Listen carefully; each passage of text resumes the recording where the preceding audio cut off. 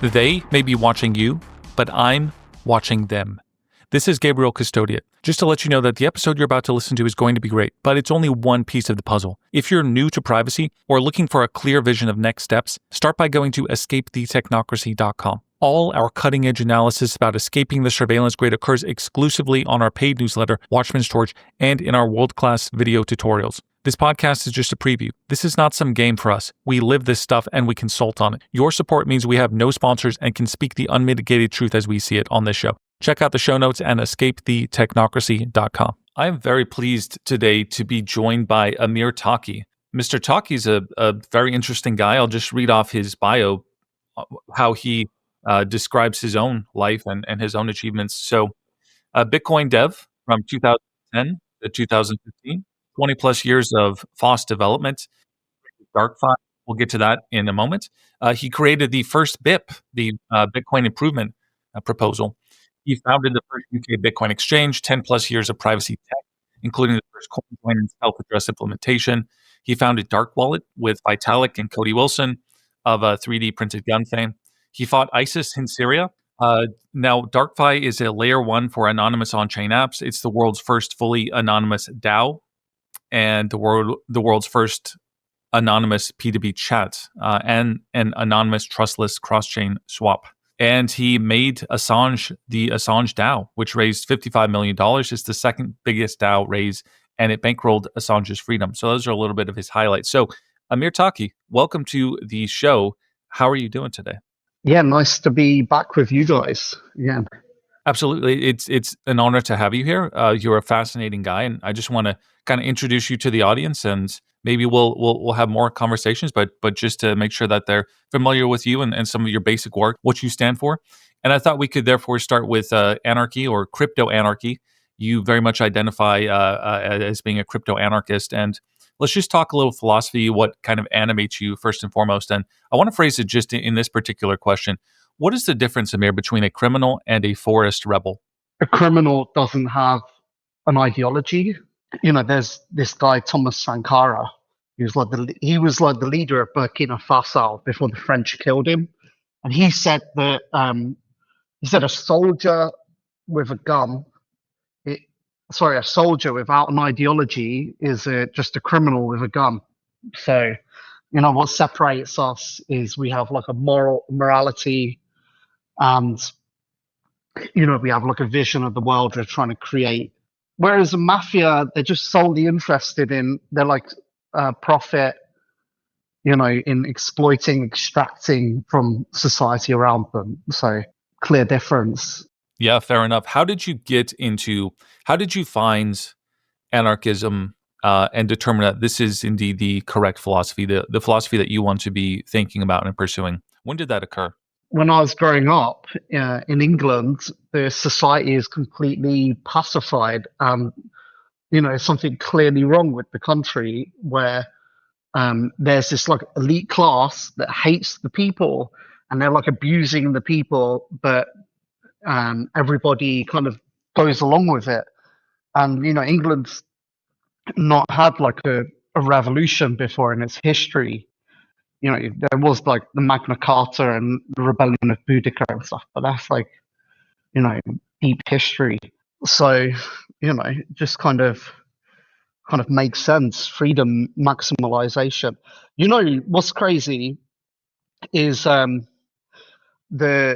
is a noticeable drop in the brain capacity from the first hominids 200,000 years ago with the advent of civilization that happens approximately, well, actually, you know, this drop actually happened 60,000 years ago, and this observed approximately 30,000 years ago, where our brain capacity dropped from 1,550 cubic centimeters to under 1,300 cubic centimeters cc's. If you compare the early Cro-Magnon with the modern human physiognomy, there is this process called domestication, which you can see happen you see it happen in like animals that get domesticated, like for example, like a wolf and a dog, or a wild sheep and a domesticated one, or like the cows. if you look at the bone structure of these animals, they have like less prominent bone ridges. They become smaller in stature. There's a lot more neotenous, like youthful, this, when we say neoteny, that means like when the the the the maturity of like an animal is like delayed, so they kind of stay in this, it's like the onset is delayed, and therefore the actual full development is capped. So they have like a more childlike morphology, and you see this happen in domesticated animals. And also, one of the corresponding things is a substantial decrease in brain capacity and intelligence. And this process has actually happened to human beings. There was some kind of force or pressure that domesticated humans. What's interesting is when we do the metrics, which is called allometry, and we look at like what we expect to be the decrease in brain capacity in humans, is actually bigger than what we'd expect just from this domestication pressure. And so, this force was the advent of civilization. Civilization, is often presented as this, great force of like, technological flourishing and development. But actually, the advent of civilization was the opposite. It was something that, retarded intellectual development, when it occurred in the Middle East. There was the great period of, religious and spiritual flourishing right up until the very first, state civilizations, which were essentially slave owning societies that were carrying out mass genocide of people. And, what you see is the breeding of a new kind of human. You actually see the trauma of this state civilization in the physiognomy of human beings. So, why did the brain capacity decrease? It's because people that are more intelligent are more aggressive. And so to have like a mass, a docile mass of people living together, they the intelligence was bred out of the population essentially. It's incredible. Like, it's not just a spiritual trauma that we're all feeling, and this conflict, of freedom and the forces of like state civilization, militarism, and so on. It's not just something that just is happening now. It's been going on. It's a spiritual war that's been going on for 5,000 years. And this is reflected in the technology. There are technologies, of the state form, and there are technologies of the people. And we're seeing this borne out today in AI versus crypto. Artificial, if you look at the computers, the semiconductors, what's incredible is, everybody's talking about quantum computers. I'm not worried about quantum computers. And I'll tell you a simple reason why. Quantum computers are literally a type 1 civilization, like on the Kardashev scale. They will require like literally, when we are able to produce quantum computers, we will have a lot more access. To be able to do that, we need a lot more access to, energy and, scale and the total like kind of civ. We're not at that level, industrial level yet. We lack that capacity. Sure, there might be prototypes that are created, like cool proof of concept things, but in terms of like actual quantum computing that can do really useful computations, we're still a long way away from that. And currently, the semiconductors is the peak of like human civilizational production, like industrial production. This industrial system of the last era, which is intimately connected to this whole legacy of, the clockwork kind of scientific model. I'll talk more about that in a sec. But basically, to create these semiconductors requires a lot of rare earth minerals, resources, which are controlled by governments globally, and they have all these agreements about who gets access to them and so on. So it's very highly politicized, but the entire supply chain of the production of those is there is no duplication of that. There are literally key hotspots, and this is why Taiwan, you know, is such a hot topic, because that's like one of the key points of the semiconductor supply line. Which, if it's broken, we literally just lose the ability to produce semiconductors, because like that entire process is not replicated. And another one is ASML in Netherlands. So it's literally like a entire chain of production that goes around the world globally to produce those chips, and it's very highly specialized. And and because of the access to resources, and because of that high degree of specialization of industry, it's controlled by global states. And the AI which performs the best is the AI which has access to the most amount of hardware. The competition between AI companies is not necessarily based off of like the technology, but actually based off of who has access to the most hardware.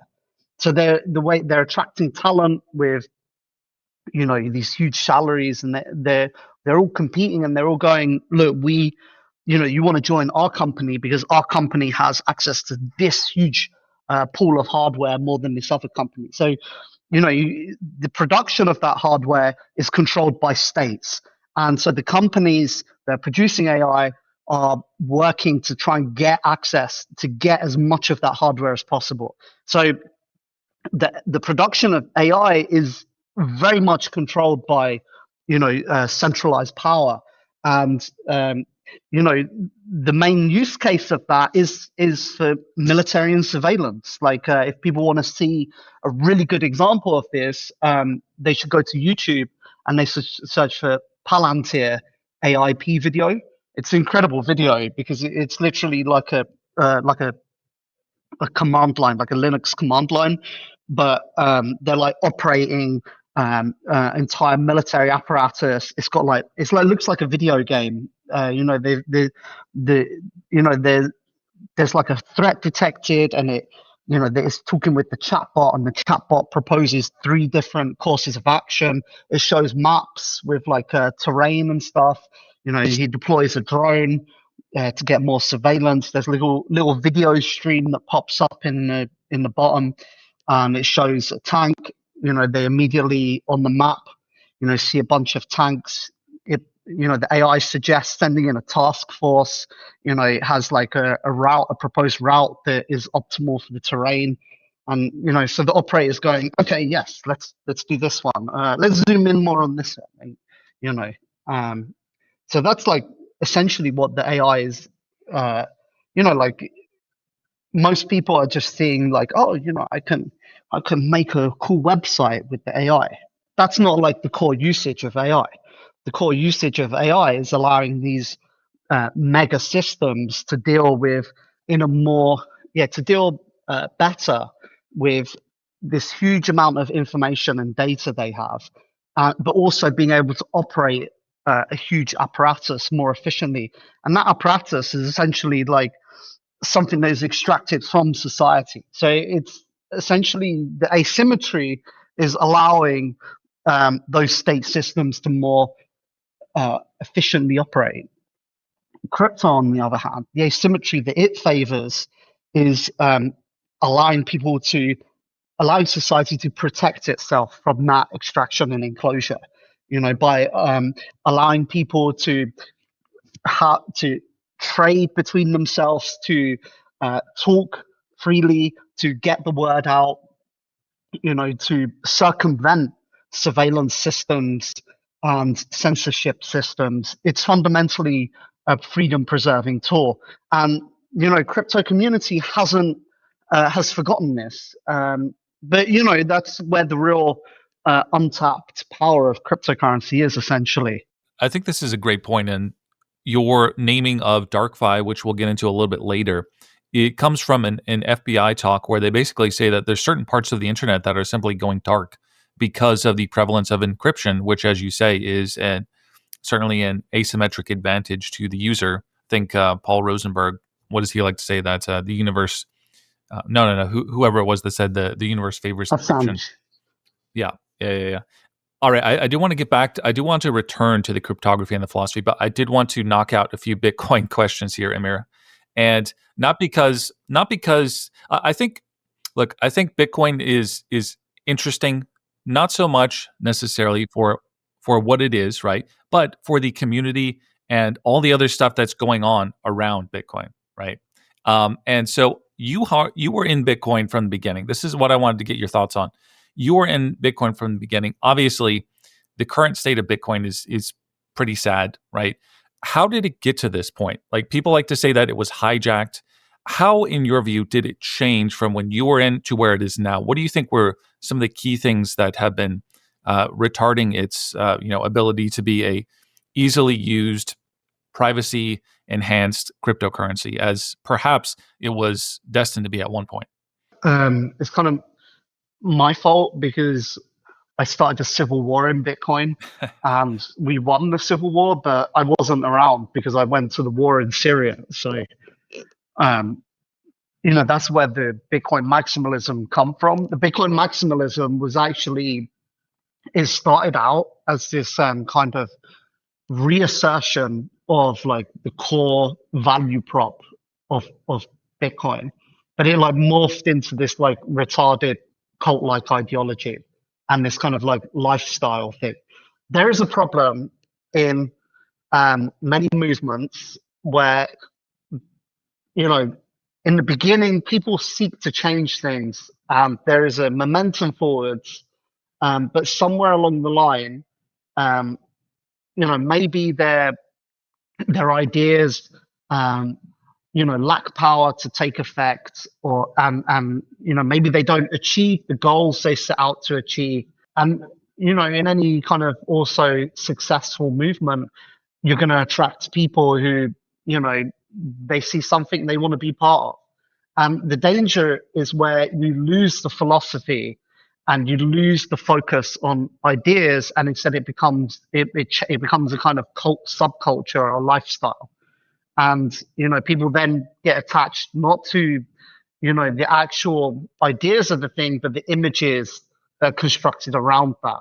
And that's essentially what happened to Bitcoin, where people they have their laptops and they've got all these like cool stickers and they're wearing the cool t-shirts and they have on Twitter they're like their name has all these like cool logos, which is all just signaling to other Bitcoin people. And the thing is a crowd of people all signaling to each other, all because the thing is when you are in a crowd of people, humans, they like to mimic each other. That's what we do as humans. And the type of people you're around, you will start reflecting them. And if you're around like the crowd, the danger is that you start to lose yourself and you start to become a reflection of the crowd. And that's why sometimes it's important to separate yourself so that you can reflect and you can rediscover and you can meditate.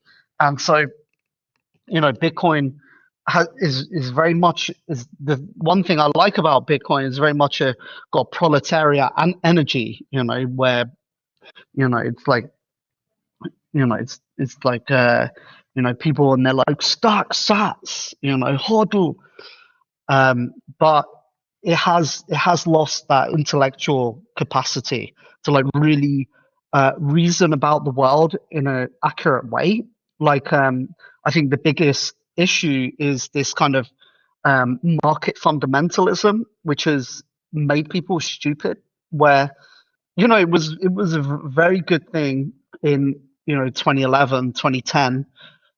It was like an ideology that focused people in a direction, but cryptocurrency has changed so much, and um, people, like we can see all of these issues, in the wider ecosystem with extraction, with you know, fiscalization, this like nihilist shitcoiner kind of vibe, and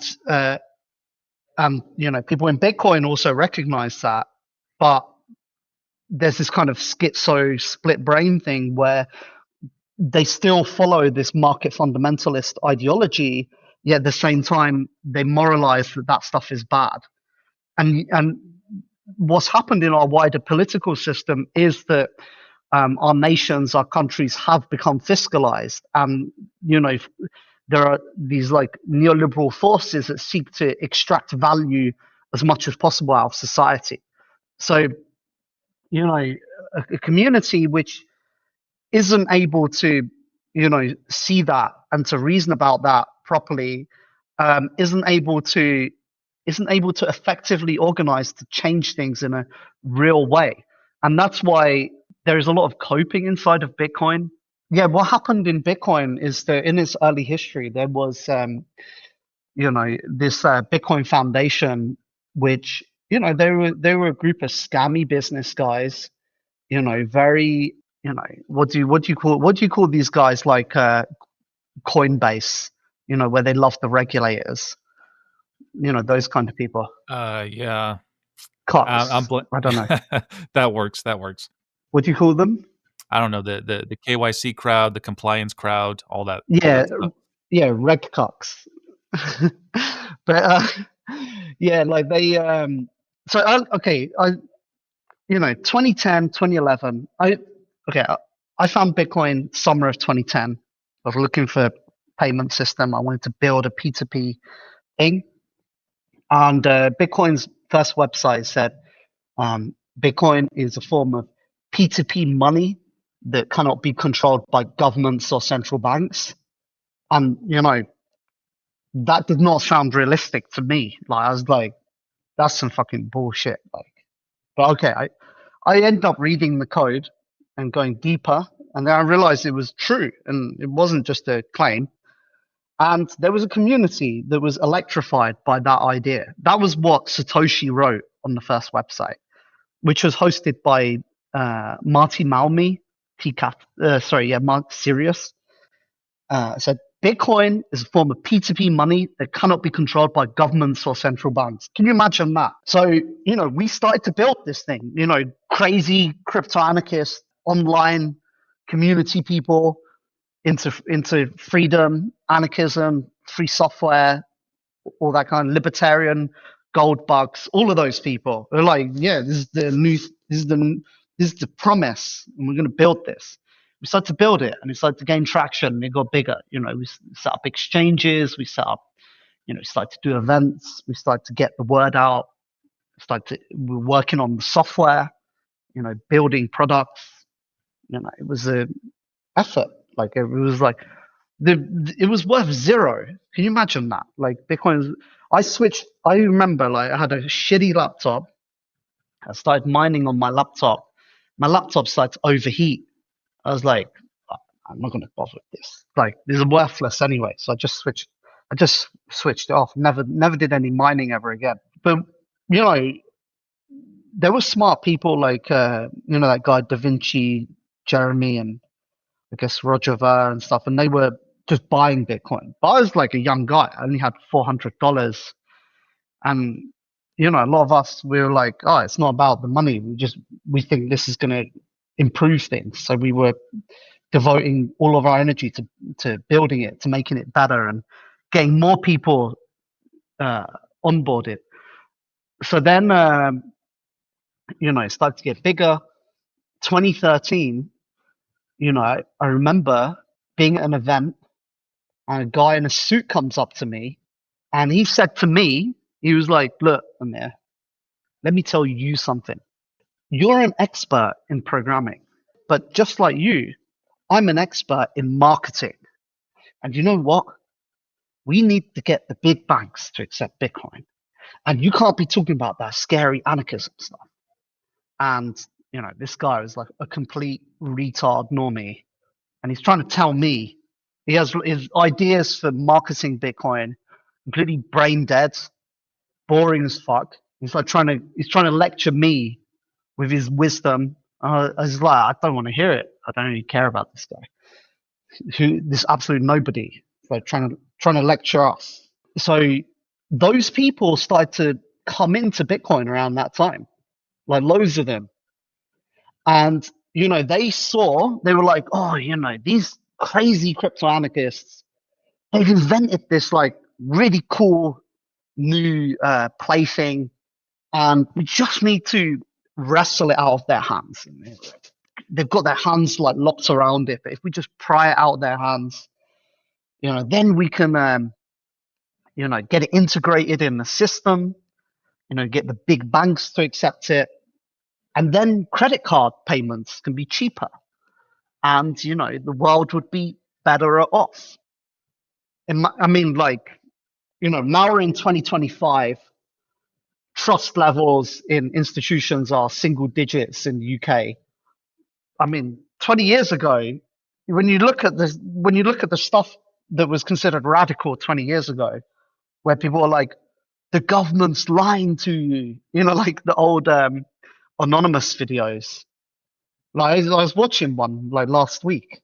I was like, wow, this is like completely tame. Like I like watch it and I do not find any of it controversial or exciting. But back then, like you'd watch it, you're like, whoa, it's it's just the truth. The people are like, bro, that's a conspiracy. It's like it's just crazy how far we've come. Like this endpoint we've ended up in. Yeah. So you can imagine how people were back then. Like people talking about reg cucks today. Like today we see those people and we're like, bro, they're just evil. They're like corrupt. But back then, people were like, like normies, they were like, no, they're the good guys. They're trying to help people. It's like, no, they're really not. They're the enemy. But most people didn't see it like that. So what about tell me about your time working on Dark Wallet. Okay. So this is a good segue, actually. So what happened is these business guys start to come in. And the problem with people like us, and it's true, like everybody I know who was like very early in Bitcoin, there was ideological, not everybody, but most people, they didn't get enormously wealthy because it's like kind of what happened in the anarchist civil war in Spain, in Barcelona. That the anarchists were on the front line, they were fighting against Franco, and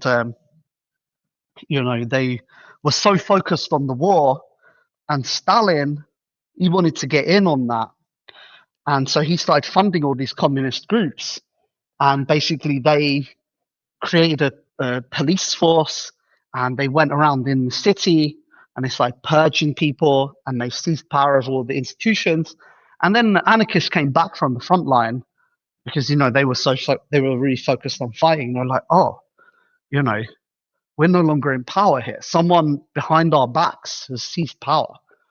So that's kind of like what happened and like the problem with anarchists or freedom people is like you go on like the internet and it's like they're always fighting each other. Like you're always seeing some guy going, oh yeah, so and so is the baddie. It's like, oh come on, like schizos. Our own worst enemy of schizos is other schizos. Like always like attacking each other, fighting and stuff. Like they can never work together. This is a problem with anarchism, right? I'm gonna critique of anarchism.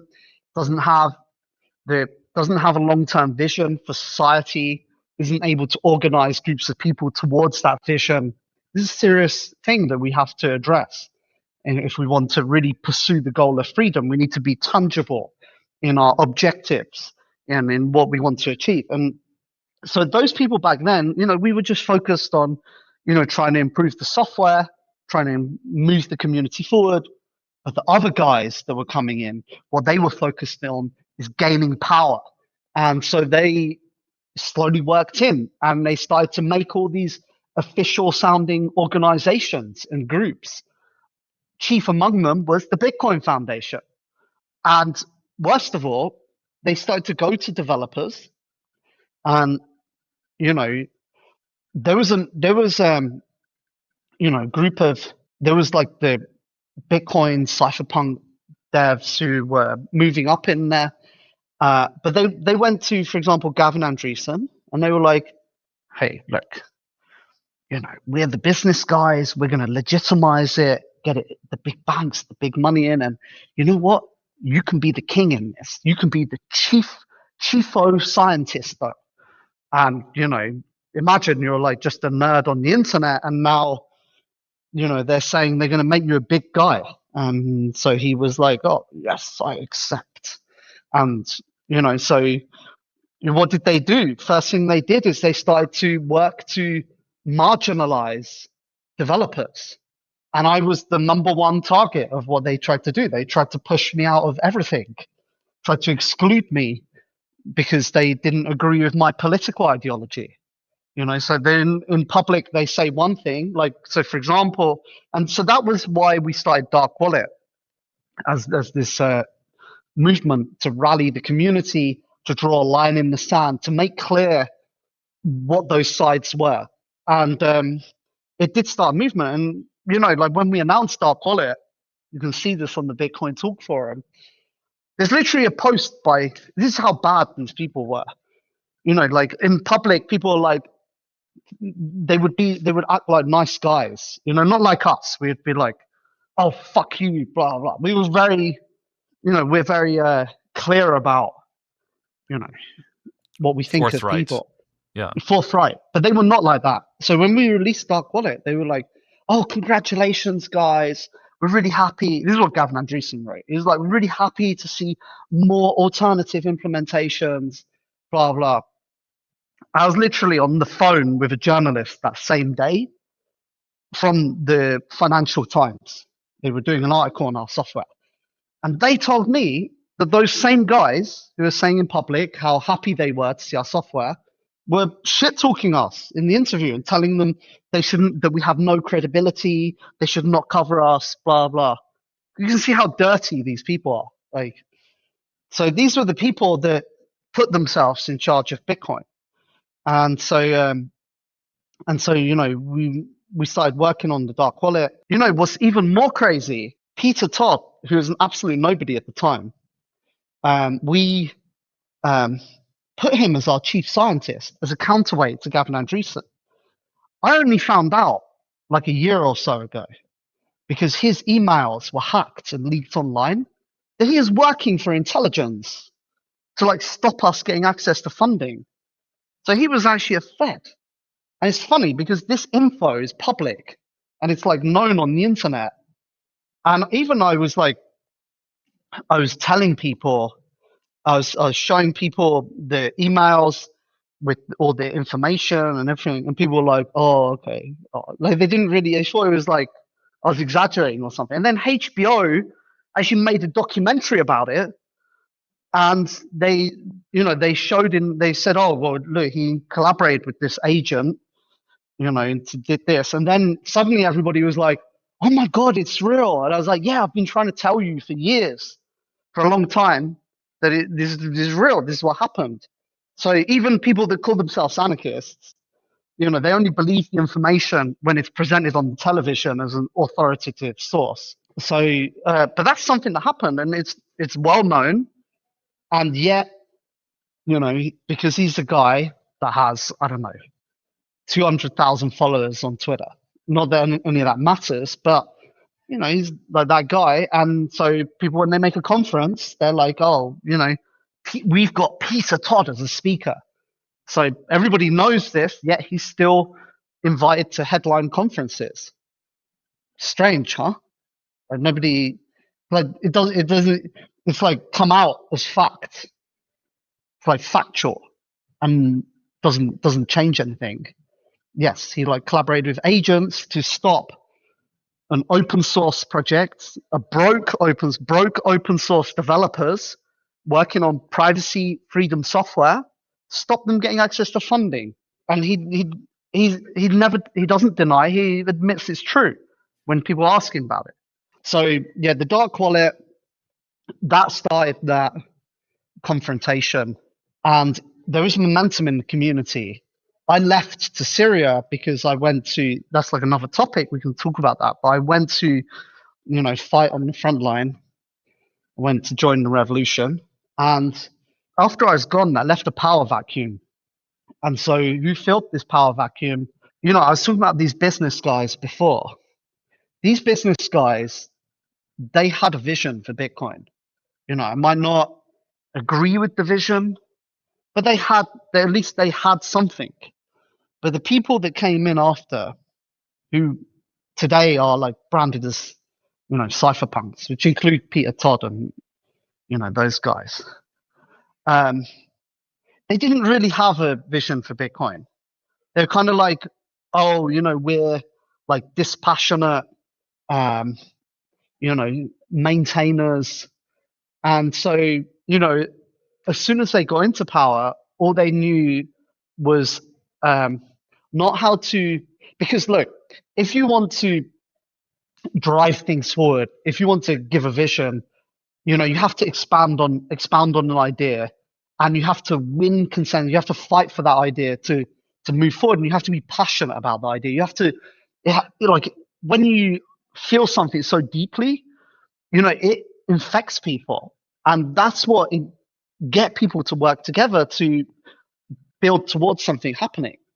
But if you don't really believe in anything, and you don't really have like a strong ideology of things, it's more like, you're a cypherpunk because, you found yourself in this community and you're into tech, and, that's your like badge of honor, so to speak. But apart from that, you're not really like heavily political in your ideas and like that. And like, you're not even sure if you believe that Bitcoin will really change the world drastically, fundamentally alter the social logic or of violence of the state, So what, they get in and they're just like, oh yeah, we're going to maintain things. And so the status quo becomes protected. And so things cannot change and things cannot evolve. And the thing is, there's this principle in nature, it's called the Red Queen hypothesis, which is, nature does not stand still. If you in nature stand still, you're actually going to fall behind because everybody else is moving forward to, the environment is changing, new niches open up, or, the kind of ecological organism, the hierarchy constantly shifting. There's like new predator prey relations, etc. So if you're standing still, the world will move on without you. And this is what happened to Bitcoin. There's literally like an enormous amount of development in the wider cryptocurrency ecosystem. And look, Bitcoin, it's a money system, right? I can appreciate that, but there are things that should have been added to Bitcoin. Like I think completely uncontroversial, simple upgrades. I mean, look at the Schnorr signatures. This is ridiculous. I literally took years to do that, and the reason why is there's just a lack of, like, most devs in Bitcoin are completely broke, and there's like just a lack of development capability. So like everybody inside of the Bitcoin community, I was there, other people were there, but anybody who, for example, imagine you're a cryptographer, you're a very talented cryptographer, and you are doing research on new anonymity techniques, or you're a talented systems developer, but the Bitcoin says like, no, there will be no future upgrades. Why would there be no future upgrades? Because the people that are running it, they don't want competition. They don't want to be forced to have to deal with challenge to their power. They're very comfortable where they are. They're very comfortable with the arrangement of things. This is the wider ecosystem.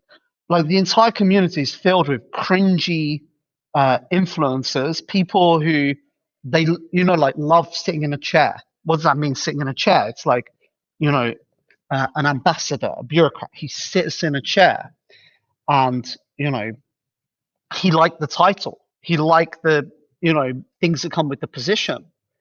And whenever if somebody comes to him and is like, "Hey, bro, let's go on an adventure together," he's not going to look at that guy going, "Oh, wow, that guy has good ideas. That guy's could liven up the entire space." No, he's looking at that guy like, "Oh, that guy could rock the boat. That guy could actually end up displacing me." And so he thinks that guy, should be pushed out, should be minute. And this is what happened to me essentially with the Bitcoin community. Like they were, very welcoming to me. I could have literally been one of them. I could have been up there with all of those guys, after I came back from Syria. I was like, no, I don't agree. I can't agree with like how things are being run or how things are being done. I just disagree with it. Can I add another layer to this, Amir, which is the Bitcoin improvement proposal? And I wonder if you regret creating the kind of the BIP system, the process, right? Because you might think about it now as it's used to prevent the improvement of Bitcoin. Usually in open source, you have people submitting pull requests and code changes. There are some comments, and then the leader of the project says yes or no. Bitcoin, my understanding, started like this with Satoshi including pull requests. People are encouraged to experiment, try out things. And now in Bitcoin, though, you have to submit a BIP. And it starts this political game of instead of just doing it and trying to convince people that this is good, these BIP proposals mostly just end up in development hell and nobody really works on them. I wonder if you have any thoughts about the whole BIP process. Is that a hindrance as well? No, I think standardization is good, and more projects should standardize, especially ones that are in such a late cycle of development. What you're talking about is very like early phase, which is move fast and break things. But Bitcoin's obviously not there. This is not a problem of process. Process doesn't even matter. This is more like a problem of the solidification of power. Where things become stagnated. It's more like I'll give you an even better example. Alternative implementations of Bitcoin. Why is that important? When you have alternative implementations, what that means is there is no single group who control development. And so rather than a group of people that control like what goes into the software and what doesn't, instead becomes a community. And if one group becomes corrupt, you can still build consensus with the rest of the community and get people to use that. There are three pillars of how this monopolization inside of Bitcoin is enforced. The first is ideological. So it is one of the core ideology inside of Bitcoin that there can only be one version of Bitcoin, and it's part of this. It's also part of this web of things where there's like Bitcoin maxi ideology. It's also Bitcoin. It's not just Bitcoin maxi money, but also Bitcoin maxi in terms of software. The second is how they enforce that with all their kind of hard power, like the exchanges, the operators, the organizations, the places where the software is like distributed and funded. All those kind of funding sources are owned and controlled by forces that block other teams from gaining access to those, from being allowed to operate in the space. There is a very harsh environment. It's completely different to any other crypto currency thing. The third one is what we're talking about now, the whole kind of standardization bureaucracy apparatus, which inside of Bitcoin, in fact, I'd argue it's not about you talked about the BIP process, but the BIP process is part of a standard toolkit for large software projects of which Bitcoin has only done a part of that. The biggest part is actually having a standardization of the protocol. And what's ridiculous is the inside of Bitcoin, the reason why they claim there can be no other implementation and why there can be no standardization of the Bitcoin protocol, which standardization is important because it allows people to review, how Bitcoin operates. It makes it more open for other people to implement the Bitcoin software.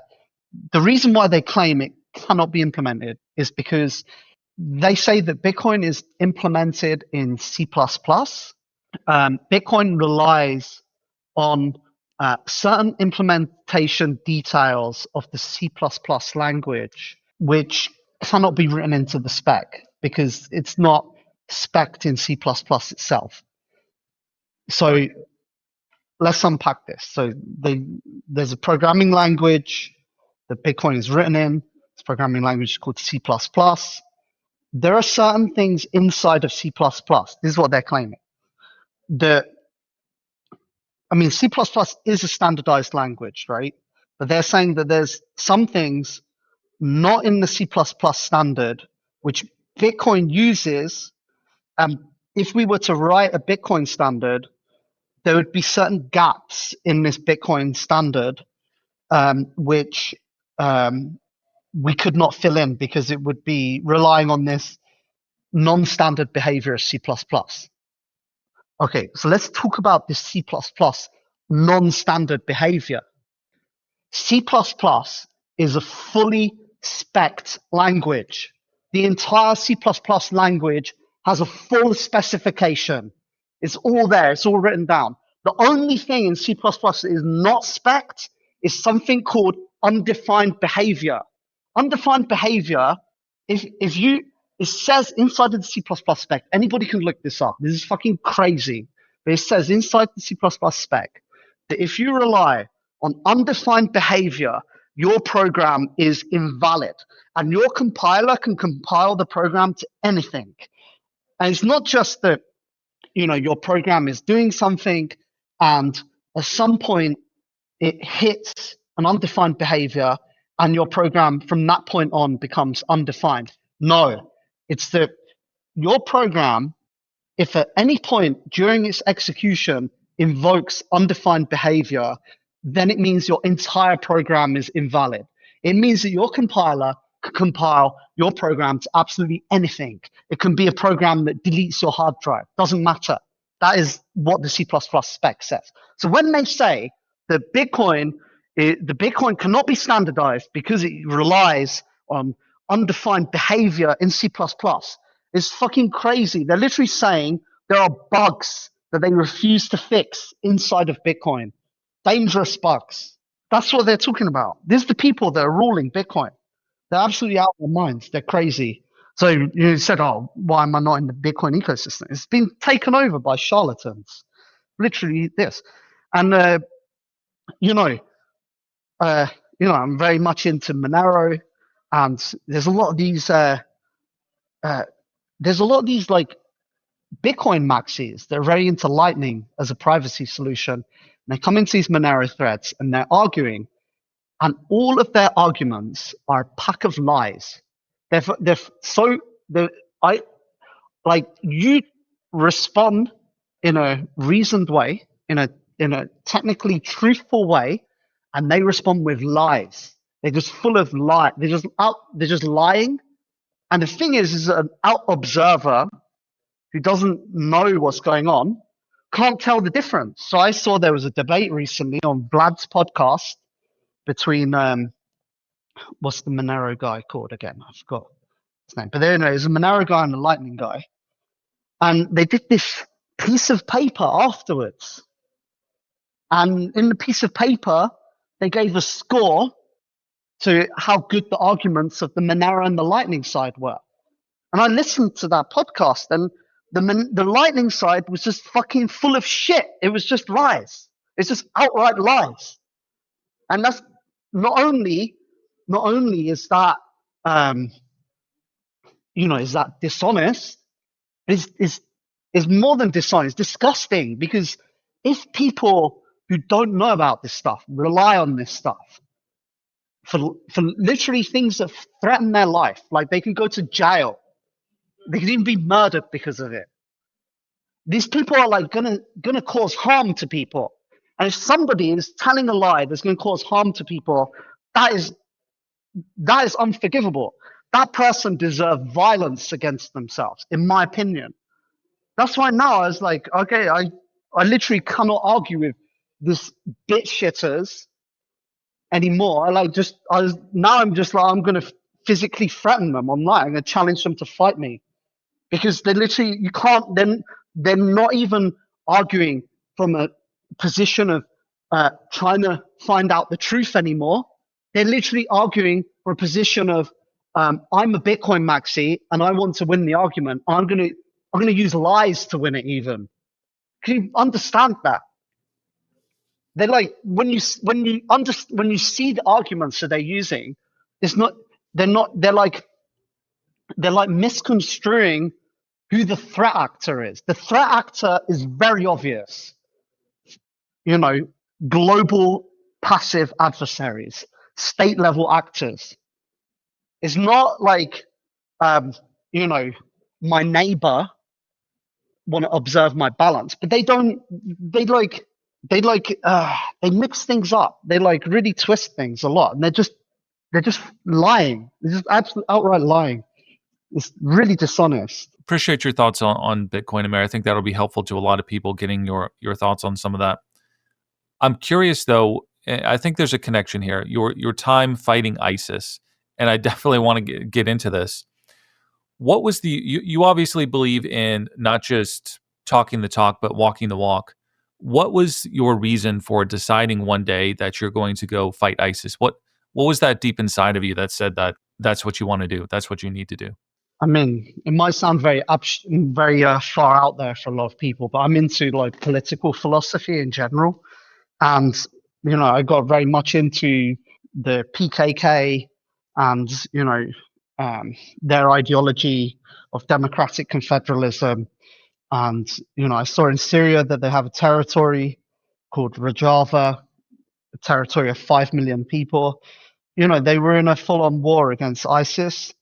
I thought that was a very historic moment that I wanted to observe, and I wanted to participate in, and so I was very drawn to that, and it was a very good experience, like very educational, because imagine, like, the Syrian government collapsed, and I saw a new country being created from scratch, like how a revolution happens, which a lot of people imagine, especially anarchist people, is like, oh, me and my autonomous action, and my autonomous action is going to inspire some other autonomous individual to copy my example, and therefore we have a revolution. It doesn't work like that. Like, the way revolutions happen, and this is what happened in Syria, was there was a power vacuum, 15,000 guerrillas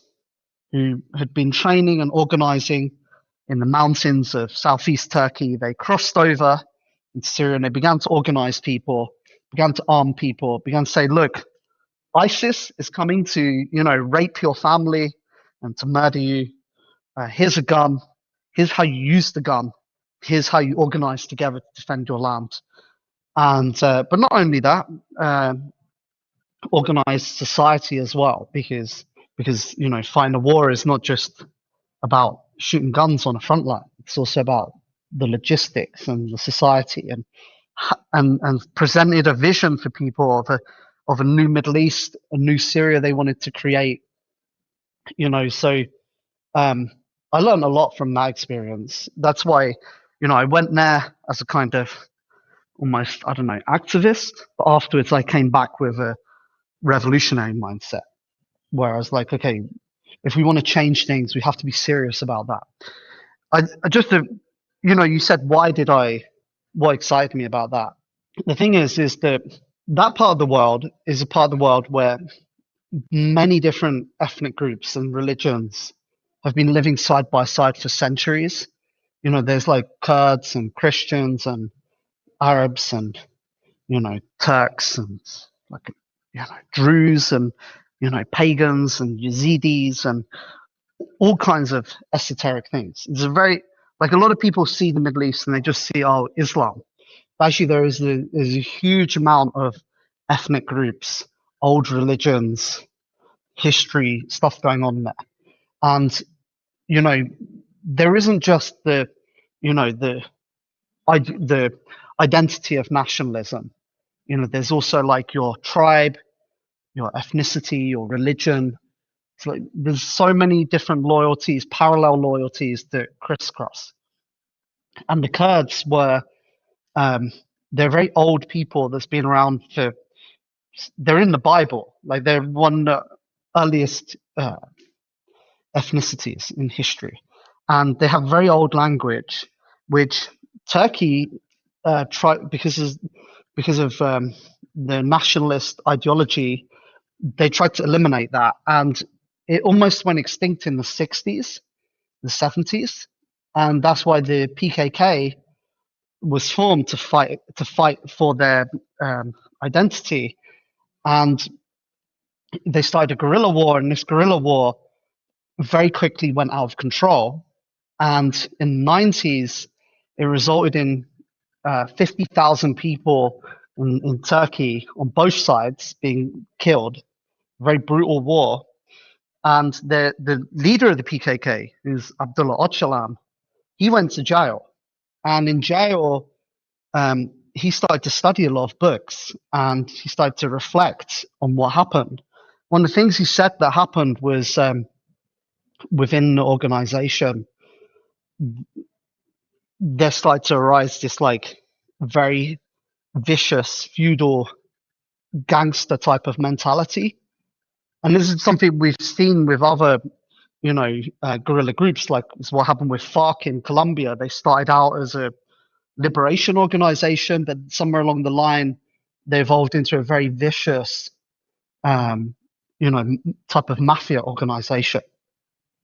And he said, and he also started to reflect a bit more as well, and said, like, okay, the Middle East, it's a place which is the origin of human civilization. It's the birthplace of the world's major religions and philosophies. Yet, it's in the last 100 years, the Middle East had this severe problem with ethnic cleansing, with genocide, with religious fundamentalism.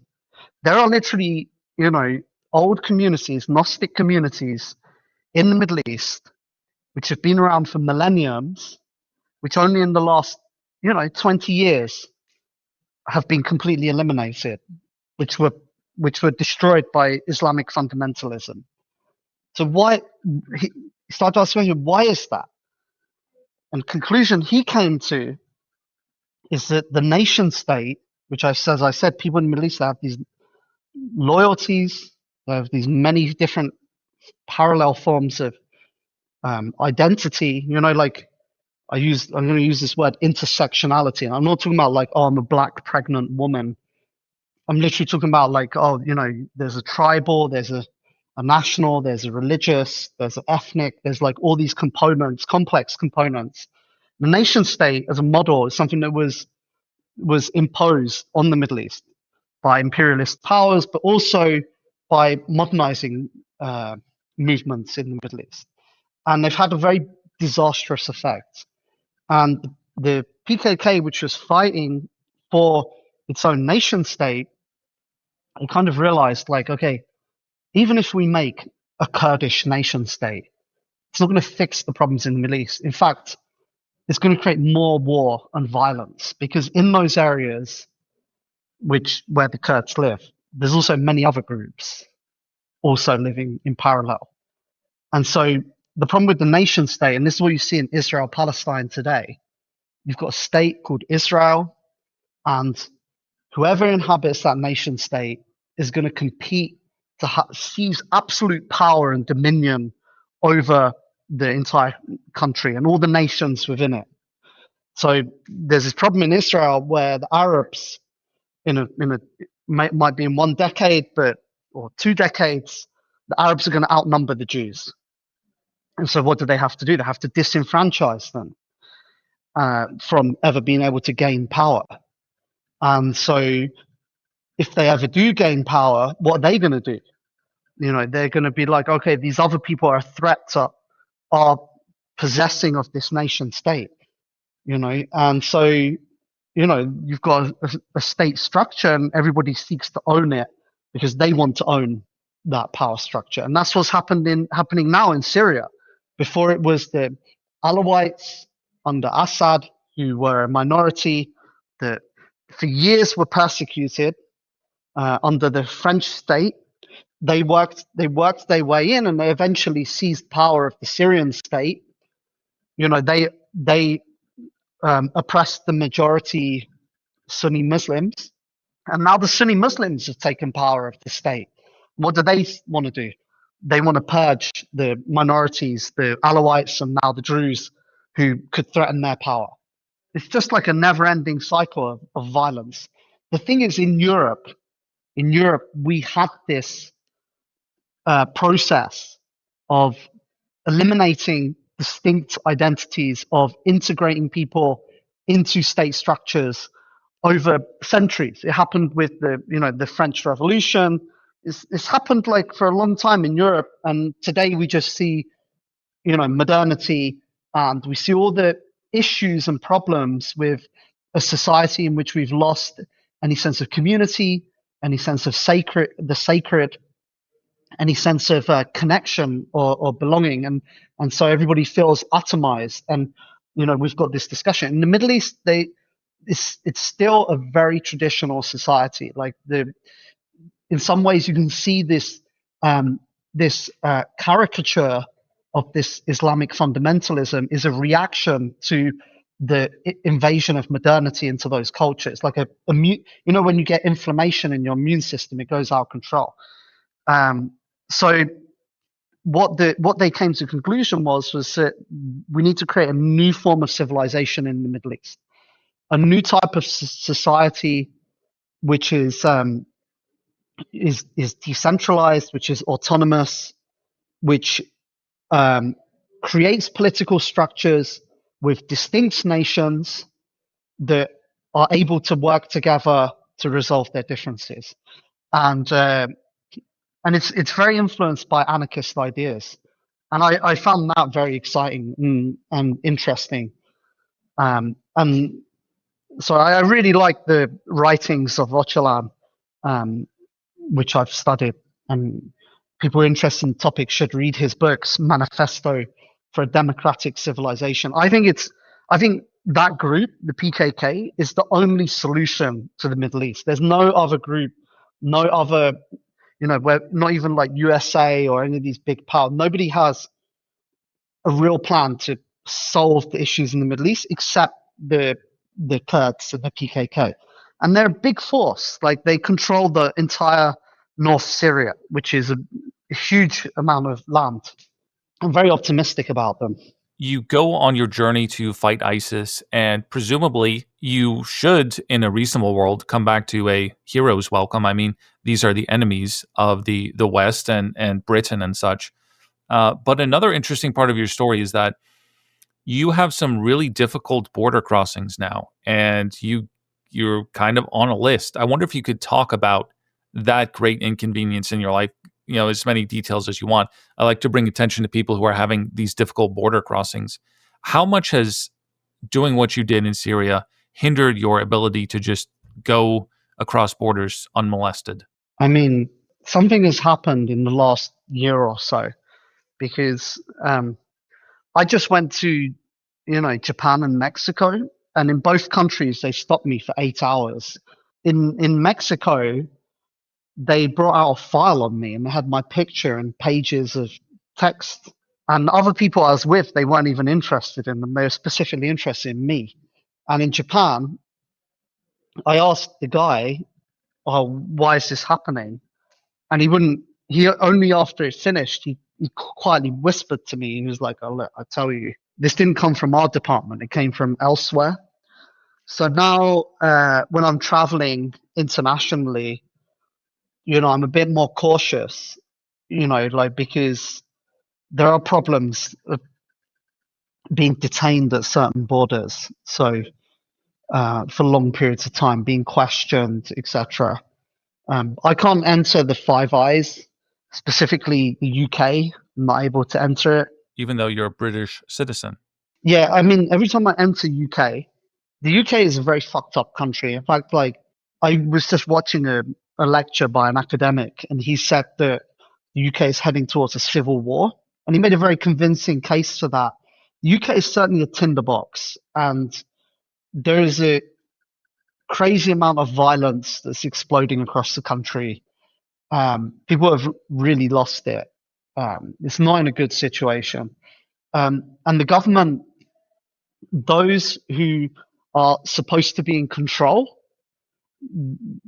who are supposed to be in power, they really don't have any power. The entire country has been fiscalized. The industries were have in the 90s, in the 80s, they were sold off for pennies to vultures who stripped all the assets and sold them for nothing, which is essentially was type of theft of the society that happened on a massive scale. And faced with this like very complex, bewildering situation, those in power did not know what to do, and so they just kind of gave away more power.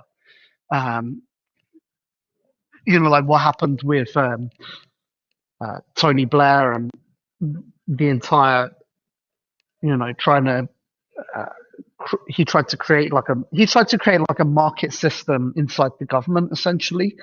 And what he did is he just kind of dissolved the last vestiges of any patrician kind of system the UK had. But the UK is now like it's just a society which has just kind of lost all its energy. It's in like the final process of being like strip mined. And at one point there was this idea that those who ran the system, they kind of like they were trying to do a good job. Now it's literally become clear that um, it's just people. It's like before when people used to I'm talking about England now. When people used to discuss politics, um, in like elite circles, left, right, it doesn't really matter. But there was this idea that, oh, we're trying to, understand. We're both coming from a position of trying to understand, like, what is the best outcome. Whereas now it's become more of a case of like, oh, I've got my lifeboat and I'm trying to find a way to preserve what I have. And it's literally, this has become like the mindset in England. And it's there is a kind of downward race. And so those in power are faced with this very bewildering situation. They don't know what to do. And so what they rely on is just more and more increasing authoritarianism. And so the government, the state, all the normal rights that are guaranteed to citizens normally, they don't exist. So every time I go to England, they always question me for many hours. They seize my electronics. They force me to decrypt them. Often I don't. And when they ask you to decrypt your electronics, you can't say you forgot the password, because if you say you forgot the password, there's a criminal offense.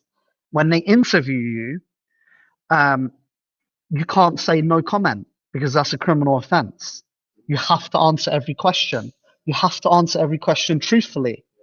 And so they're going to say to you, like, because the way it works is like, there's a guy, there's like an intermediary that goes between the police and the intelligence. And the intelligence has the info because they're intel. But the police are trying to construct an evidence trail to try and convict you, to put you in jail. And so the guy that goes between the intel and the intel gives clues to the police about where they should look more. And the thing is the police, they know a certain amount of information. Intel knows a lot more information. And you know that the police knows information, but you don't know what they know. So they know some things, they don't know other things. one time I hid an SD card inside of my belt, and the police knew it was there. I don't know how they knew it, but they knew it was there. And so, the police will go to you like, oh, where were you on 11th of July? And you were like, oh, I was in Dubai. And they'd go, where were you staying in Dubai? You go, my friend's house. You're like, what's the name of your friend?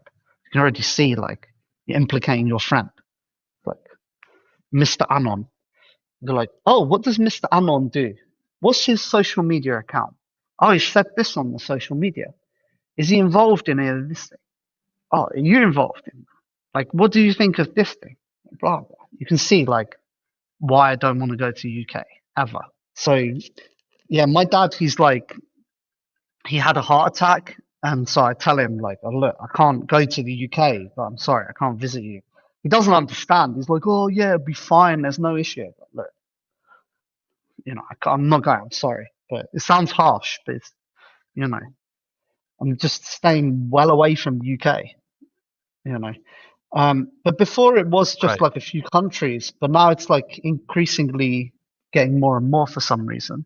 Well, I'm sorry to hear that. That's completely unacceptable for somebody who has done nothing wrong and simply stands for good. Yeah, people don't understand. They're like, oh, when you do a wrong thing, you go to jail and, that's it. But it's like, no, like when you're doing things that they don't like, they will harass you in other ways. They will like create problems for you, So there is a whole extrajudicial apparatus that's operating around people all the time. I want to get you out on one more question here, Amir. Maybe we can bring you back on later, but I'm not looking to do a 7-hour show. I don't think that's digestible.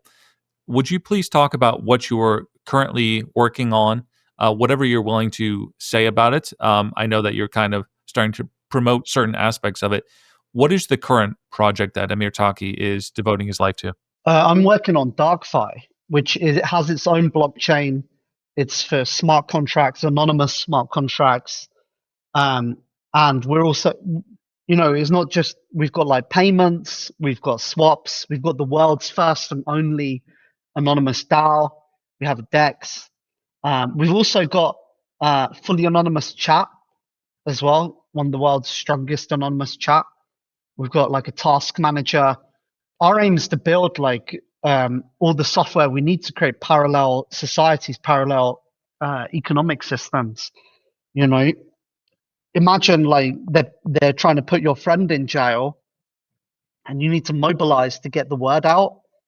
So on DarkFi, you use our software, our like chat, and then you can start to fundraise. You can create a anonymous treasury that's collectively managed using anonymous DAO. People send money to you. Then you can pay people salary. You can make tasks for people. Then you can pay people, and then they can swap it. They can use the DEX. They can do OTC. Then they can change it for cash, and they can pay for things. So that's like the core usage that we need for anonymous crypto, is to enable people to mobilize to change things. And how can people find this, get involved, learn more about it? They should go on our. I mean, the first thing is we have a Telegram, so you can just go on the Telegram. We also have our own chat app as well, so you can use the Telegram to get into the Dark IRC chat app. It's for Windows, Mac, Linux, and Android. We're still working on the iPhone release. So yeah, I also have Twitter. You can follow us on Twitter, X, whatever. Appreciate you sharing some of your thoughts here. Thank you so much. Any final thoughts for the listeners out there? I mean, I was just reading these things about very crazy. Oh yeah, it was Bordy Anarchist who was on the Lightning thing. Just realized, but it was what is it? This thing? Oh yeah, so Roman Storm. He's the dev that's in the court case in the US, and there's like this very strange exchange where, Roman Storm's defense is like, oh, because the prosecution is saying that criminals use tornado cash, and so Roman Storm's defense said, oh, people use VPNs, like criminals use them sometimes as well, right? And and then the FBI says, oh, I don't. VPNs, regular people don't use VPNs. So he's implying that the VPN is like a criminal product. Uh-huh. Very crazy. And then, That's ridiculous. yeah, and there's this like Brian Armstrong, who he got Jay Stark murdered because they like gave him, they like told the police on him. He didn't do anything illegal, and like he got murdered because of it. And he didn't even say anything. But he's also talking about Monero, and they're basically like implying that Monero is bad because it's anonymous. They're like, oh, we should anonymous crypto couldn't allow criminal activity, and that's why they don't list it, because you can't do chain analysis, and chain analysis is good to stop criminals. That's like the kind of people we're dealing with. Yeah, certainly. Well, we'll continue to do our part, and thank you again, Amir. This is very useful information. We'll have people check out DarkFi. We'll have some links for folks, and otherwise follow you. Hey, thanks for listening. I could really use your help real quick. If you could share this episode with someone, engage with me, leave a review anywhere. This helps me to break the technocratic shadow banning that is happening with my brand. And of course, if you really want to escape the technocracy, go to escapethetechnocracy.com. Privacy tutorial series, books, newsletters, consulting, and of course, you can leave a donation. Thank you very much.